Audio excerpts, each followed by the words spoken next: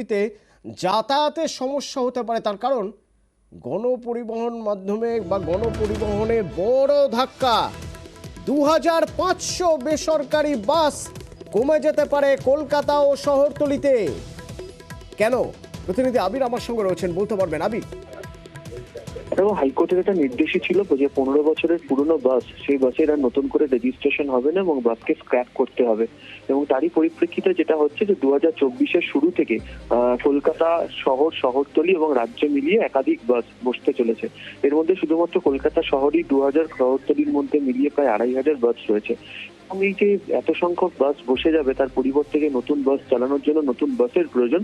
যদিও বেসরকারি বাস মালিক যারা রয়েছেন তারা নতুন করে ভারত স্টেট ফিক্সড কোনো বাস কিনতে আগ্রহী নন, কারণ এই সংখ্যক বাসের জন্য প্রায় 30 থেকে 35 লক্ষ টাকা খরচ। সেই খরচ তাদের পক্ষে বজায় করা বা টানা তাদের পক্ষে সম্ভব হচ্ছে না।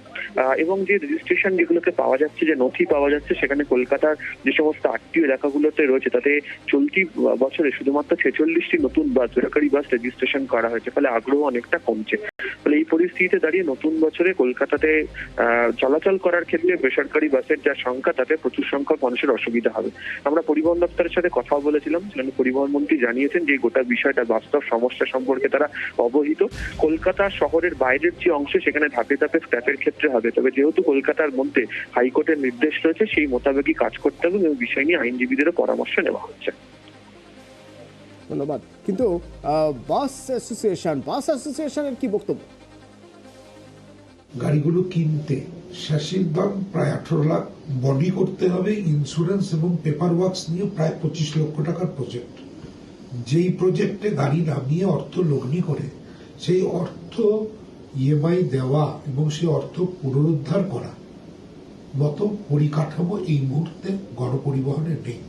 যেভাবে পরিবহন ব্যবসায়ীরা গাড়ির ব্যবসার প্রতি আকর্ষণ হারাচ্ছেন, অনুদানের পরিমাণ বাড়িয়ে এই গাড়িগুলোকে রাস্তায় রাখা। এই অবস্থা থেকে উত্তরণের ক্ষেত্রে সরকারকে অত্যন্ত সদর্থক এবং সময়োচিত একটা সিদ্ধান্ত গ্রহণ করতে হবে। এর একমাত্র পথ হচ্ছে আয় এবং ব্যয়ের মধ্যে সামঞ্জস্য নিয়ে আসা, উৎসাহিত করা, যাতে করে এই ব্যবস্থার মধ্যে যারা যুক্ত আছেন তারা থাকেন এবং নতুন করে কেউ কেউ যুক্ত হন।